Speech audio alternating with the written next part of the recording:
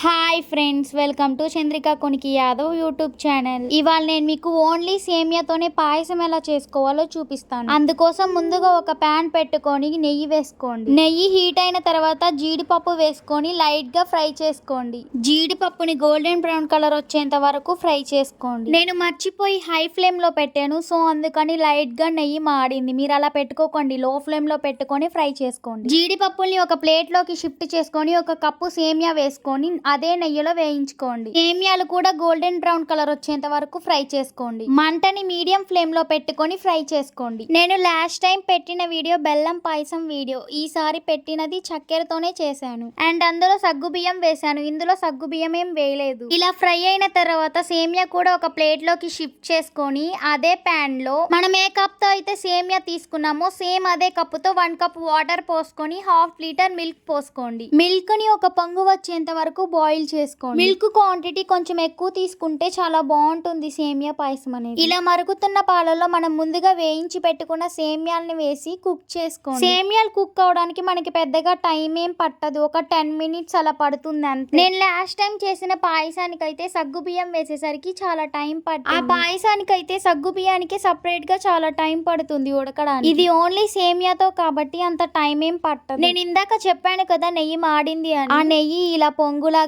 పైకి వచ్చింది. నేను అది మొత్తం రిమూవ్ చేసుకున్నాను. మీకు అలా రాదు. నేను నెయ్యి వేసినప్పుడు హై ఫ్లేమ్ లో పెట్టేసరికి నాకు అలా వచ్చింది. మీరు హై ఫ్లేమ్ లో పెట్టుకోకండి. చూడండి, సేమియాలు ఆల్మోస్ట్ కుక్ అయిపోయాయి. మీరు ఇలా కుక్ చేసుకునేటప్పుడు మధ్య మధ్యలో కలుపుతూ ఉండండి. ఈ మిశ్రమం అనేది ఈ స్టేజ్ కి వచ్చిన తర్వాత 1 కప్ షుగర్ వేసుకోండి. మీరు ఏ కప్ తో అయితే సేమియా తీసుకున్నారో సేమ్ అదే కప్ తో 1 కప్ షుగర్ తీసుకోండి. షుగర్ వేసుకున్న తర్వాత ఒక 2 మినిట్స్ ఇలా మిక్స్ చేసుకోండి. షుగర్ మొత్తం మెల్ట్ అయిపోతుంది. ఈ రెసిపీ చేసుకోవడానికి మనకి పెద్దగా టైం ఏం పట్టదు, చాలా సింపుల్ గా అయిపోతుంది అండ్ టేస్టీగా కూడా ఉంటుంది. ఇప్పుడు ఇందులో మనం ముందుగా వేయించి పెట్టుకున్న జీడిపప్పుని అలాగే యాలుక్కాయల్ని వేసుకొని బాగా మిక్స్ చేసుకోండి. అంతే, స్టవ్ ఆఫ్ చేసుకొని సర్వ్ చేసుకోండి. ఎంతో టేస్టీ సింపుల్ గా సేమియా పాయసం రెడీ. మీ ఇంటికి ఎవరైనా గెస్ట్ వచ్చినప్పుడు అప్పటికప్పుడు సింపుల్ గా చేయాలనుకుంటే ఇది చెయ్యండి. టేస్ట్ అయితే చాలా బాగుంటుంది అండ్ చాలా సింపుల్ గా కూడా చేయొచ్చు. ఇంగ్రీడియంట్స్ కూడా పెద్దగా ఏం లేవు, మనకి రెగ్యులర్ గా మన కిచెన్ లో దొరికేవే. మీరు కూడా ఒకసారి ట్రై చేసి ఎలా వచ్చిందో నాకు కామెంట్ చేయండి. ఇంతవరకు వీడియో చూసారు కదా, ఒక లైక్ చేసి సబ్స్క్రైబ్ చేసుకోండి. Thank you for watching. Please support my YouTube channel.